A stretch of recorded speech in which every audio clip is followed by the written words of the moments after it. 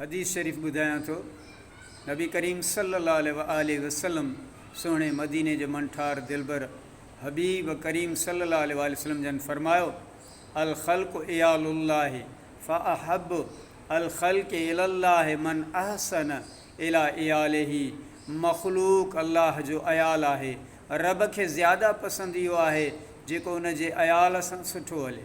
आरिफ़े रूमी फरमायो, दिल बदस्त आवर के हज अकबर अस्त, अज़ हज़ारा काबा यक दिल बेहतर अस्त, काबा बे निगाह खलील आज़र अस्त, दिल गुज़र गाहे जलील अकबर अस्त।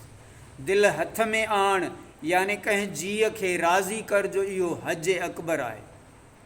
हज़ारे काबनि खां हिकु दिल बहितर आहे, छो त मके वारो काबो आज़र जे पुट इब्राहिम जो ठहियलु आहे, पर मोमिन जी दिल ख़ालिक़ अकबर जी गुज़रगाह आहे।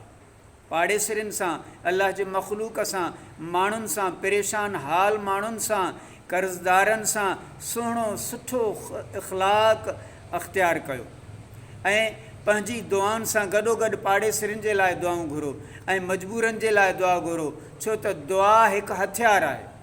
दुआ हिकु अहिड़ो हथियार आहे जंहिं ज़रिए मिसकीन, मज़लूम, ग़रीब, पाड़ेसरियुनि जी, बीमारनि जी जेको आहे हिफ़ाज़त करे सघिजे थी ऐं दुआ घुरबी, दुआ जे ज़रिए माण्हुनि जी मदद कजे। अल्लाह साईं राज़ी थींदो। अल्लाह साईं जे अयाल सां मुहबत करियो, पाड़ेसरियुनि सां, मख़लूक सां मुहबत करियो।